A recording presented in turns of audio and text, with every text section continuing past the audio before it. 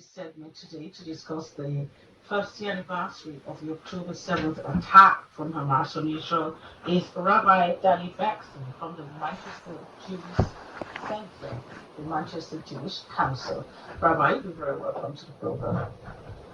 Good morning. Thank you so much for having me. Thank you for having you, and thank you for coming on this program. Let's take a look at what's happened in Israel when you look at it on October 7th. I mean, as Foreign Secretary David Lamb said, it's a painful day for me because fighting about the hostages are still there when you look at it. But what I want to ask is that October 7th attack, is it the first of many? Actually, in 2005, Israel left unilaterally Gaza, and pretty much a year after that, Hamas were elected, and from that point on, they set themselves on a trajectory towards war with Israel because they don't accept the state of Israel. They don't accept Jews in Israel or anywhere around the world, for that matter. And so there's been a number of wars over the years. And in the last 17 years, essentially, the Gaza territory has been transformed into an underground network of tunnels, what we now know as the terror dungeons. And instead of using the humanitarian aid which poured in the billions from the international communities through the NGOs, they instead of using that humanitarian aid to build infrastructure, to transform the Gaza into possibly what's been described as the Singapore of the Middle East. Instead, it's been transformed into a launching pad for rockets. And of course, October the 7th was just a new manifestation of this genocidal hatred towards Israel and the Jewish people, but of a different order of magnitude.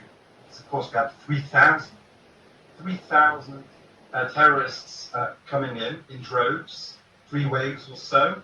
And let's not forget that it wasn't just highly trained terrorist soldiers, but there were also waves of civilians, those who were not necessarily directly linked with Hamas, who came in to murder, to rape, to pillage, to cause untold damage psychologically, and to celebrate the death of Jews. So yes, it's been a change.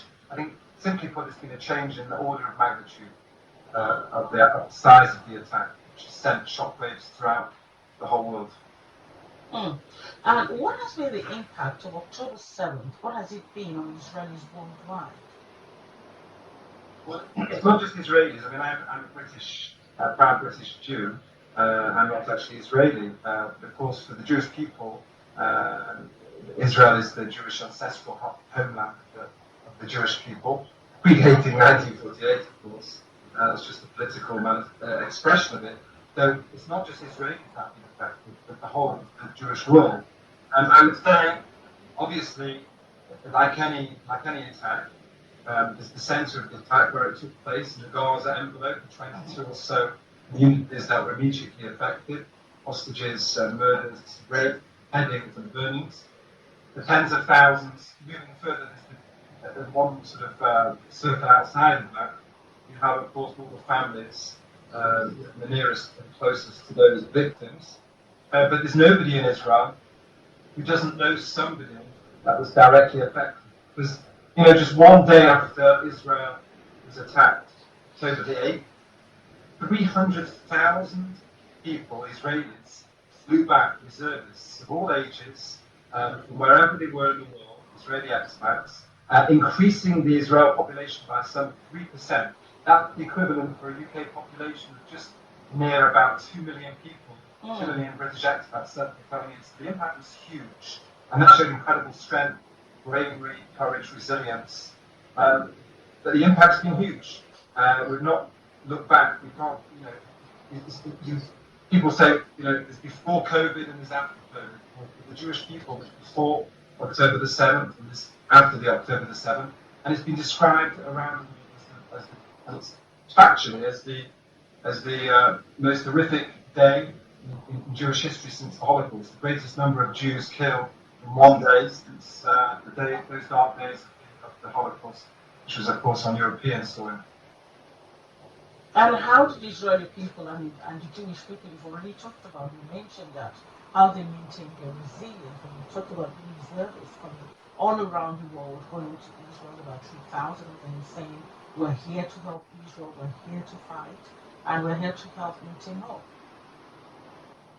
I think the way I'd like to answer that question is by starting from the other side.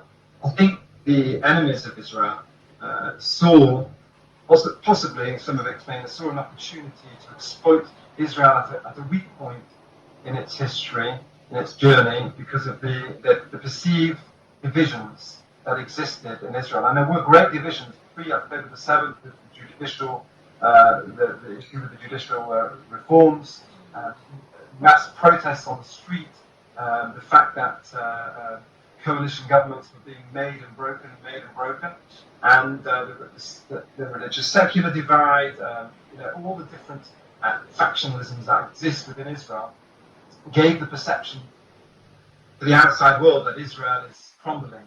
And October the 7th was, of course, launched and was expected to be the beginning for the enemies of Israel, the beginning of the destruction of Israel. But what they didn't realize is that there's a secret reservoir of faith, of not just resilience, but a sense of Jewish peoplehood. It's a real thing that I can't actually describe to you in words. The sense of solidarity, the sense of being part of one people, of one organism. As one great rabbi from the 2nd century said, that the Jewish people are considered one body and one heart. And oftentimes it's the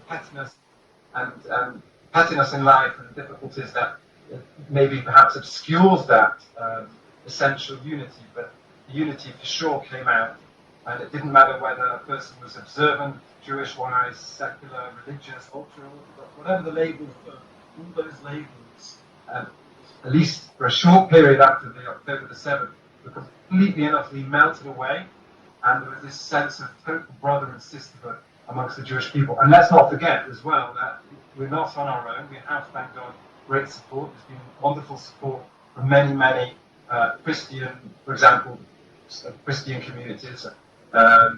So yes, so that's what I think has been uncovered. So on the one hand, October the 7th uncovered the reservoir of hate, the cesspit of anti-Semitism that exists within the world. It reared its ugly head. At the very same time, in a positive sense, the sense of Jewish unity, the sense that we have a Jewish destiny together, a Jewish fate, as well as a Jewish faith, came to the fore from October the 7th. And that has really given me personally and my community and communities up and down the country and around the world a great strength to keep moving forward in making positive contributions to try to help the situation. One of the things Prime Minister Netanyahu said to you when he visited one of your centers, it was actually the center that was set up opposite the National Library in Israel, just to commemorate all those that lost their lives during October 7th. He said, we went through a terrible massacre in Europe, and we stood up as a people, like lions. And it's using that term, lions, that made many realize the resilience of Israel, especially when they stand together as a people to accomplish something. And that's what we're seeing here, because we're still being attacked on many fronts. Yes. First of all, I think it's important for the audience to have a grasp of just how existential the threat is to Israel. There's described a ring of fire around Israel, which is headed by Iran. You have Iran, you have the Houthis, you have, of course, Hezbollah and Hamas, of course. But you have also militias in Syria, militias in Iraq as well, all forming what they call a resistance against Israel. So Israel's having to fight a multi-front war, and the strength of the soldiers, of the reservists, these are people who have businesses that are on the line, who have families that they don't see for weeks and months on end because they're going out there to fight Israel. I think Netanyahu's, Prime Minister Netanyahu's comments of lions, that's spot on. It's not just post October the 7th, it's on October the 7th itself. Whilst many will talk about the massacres that happened, over 1,200 people murdered so brutally in their homes, headed, rapes, burning or alive, and things that are really unspeakable atrocities. Actually, at the same time, the response, the civilian response, because of course there was a complete breakdown in Israel, there was a failure. We admit there was a failure. And so there was no organized response for many, many hours. And so people who were in the army had to basically organize themselves. There's countless stories of people who fought, 4 or 5 security people in a security team fighting against 50 or 100 terrorists. So in that sense, tremendous bravery, tremendous courage. When you talk about an existential threat that Israel is facing, let's look at those that have been attacking Israel. You talked about Hamas, you talked about Hezbollah, number 2, Iran, number 3, the Houthis in Yemen, number 4, and we also have the Iranian-backed militia in Iraq. 5, the Iranian-backed militia in Syria. 6, and you also have the terror cells. These exist in the Judea Samaria region, and these are not being policed at all. 7. So that's what's been happening to Israel since 1948. Yeah, it's been one ongoing rejection of Israel's right to exist. And unfortunately, there is a twisted narrative out there in the world. It's been spread with at an alarming rate through the power of social media, and that's what I think is a game changer and has made it very, very difficult for Israel. But at the end of the day, Israel has every right and moral duty to defend its citizens and show strength. I think if they do that and continue, and let's point out over here another thing about Israel, which is again misunderstood by many.